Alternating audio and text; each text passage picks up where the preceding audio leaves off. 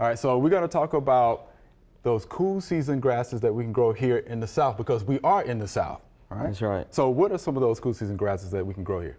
We're going to grow a tall fescue and a bluegrass mix. All right. So the tall fescue is going to have a little bit more height to it, keep the roots a little bit cooler, especially in the summertime, a little bit warmer in the wintertime, and then the bluegrass is going to have more of a drought tolerant. Okay. So we kind of get a good blend of both. Good. So why do we call them cool season grasses?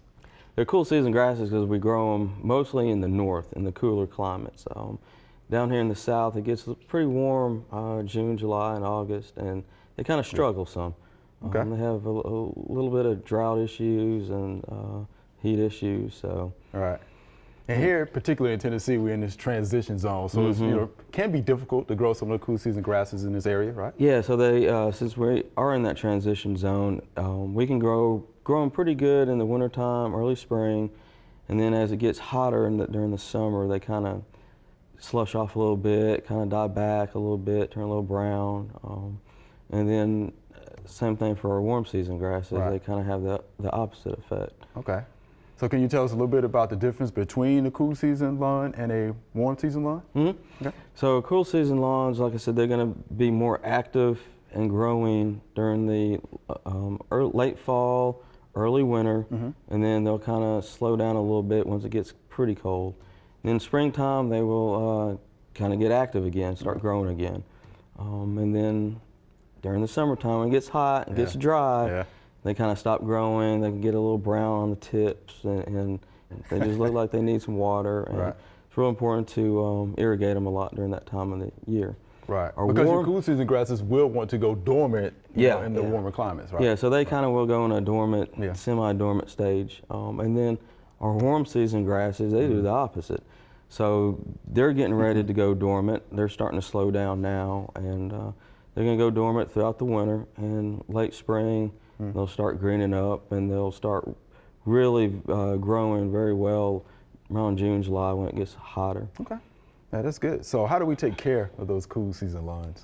So cool season lawns, we're starting about right now. Okay. And we're gonna do some interseeding about 30, 45 days before our first freeze. Okay. And what do you mean by interseeding? So interseeding is when you already have an established grass and you're going to add more seed to it. Yeah. So are there any other benefits to interseeding other than just aesthetics, just to look? Yeah, it's just to look, and it's also to get it thick again, because during the summertime it's going to thin out. Some of it's going to die back. Right. And so when you interseed and get that new seed going, it just thickens it up, makes it look a lot better. It's not as patchy, doesn't have as much holes in it, and it's healthier. Right. It's going to be healthier, which is going to help keep down your weeds. Right. And it's going to keep down some of your diseases and insects issues coming up into the springtime. Okay. And again, we're talking about using seeds, right? So yeah, as opposed to your warm season grasses, I mean, do you really interseed your warm season grasses?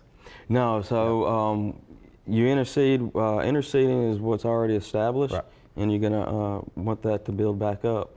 Overseeding is when you have like a warm season grass, and you want to have green grass in the wintertime. Right.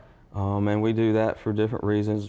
Aesthetics, maybe someone just wants green grass, but we also do it on a lot of athletic fields where they're playing soccer and football, because the Bermuda grass is getting pretty beat up. Our warm season grasses are, and so we want something on that surface for the kids to play on. Okay. And that's overseeding. That's usually with? We usually use a perennial ryegrass for that. Right. All right, so what else we need to do as far as care goes? So we have to think about fertilizing? Fertilizing, mowing, and some irrigation. You'll have to supplement some irrigation depending on how much rain we're getting in your area. Okay. But mowing, like I said, mowing you're going to want to cut. Wintertime, you're going to want to cut at about 2 to 3 inches. 2.5 is pretty good. Something else you're going to have to think about is the broadleaf weeds. Yeah, okay. Because they are going to pop up. Yeah, they are. Those winter weeds. And so you'll need to go ahead and be ready for that and apply some herbicide. Right. For those. So let's talk more specifically about fertilizing. So should we fertilize our cool season grasses? If we do, what are we going to use?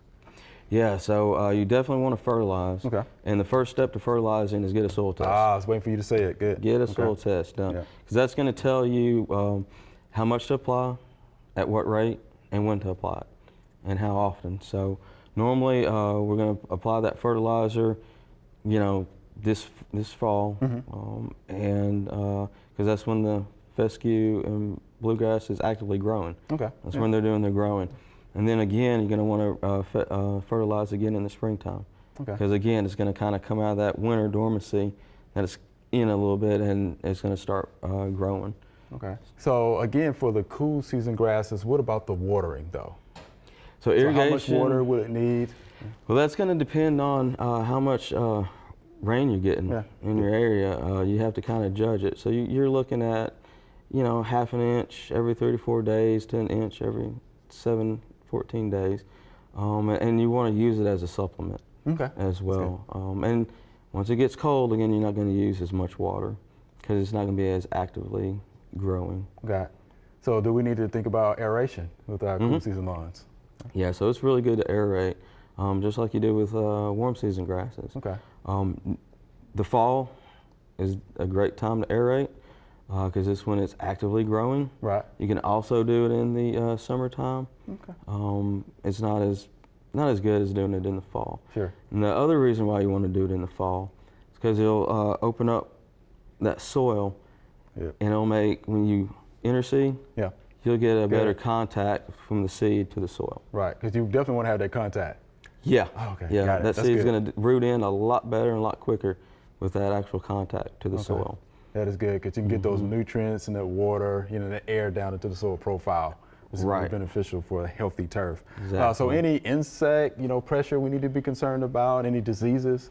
Not too much of an insect. They're gonna, die off in the wintertime, or they're gonna go dormant deep into the soil. So we don't see too much insect pressure. In the springtime, you do have to be on the lookout for brown patch, which is a fungal disease.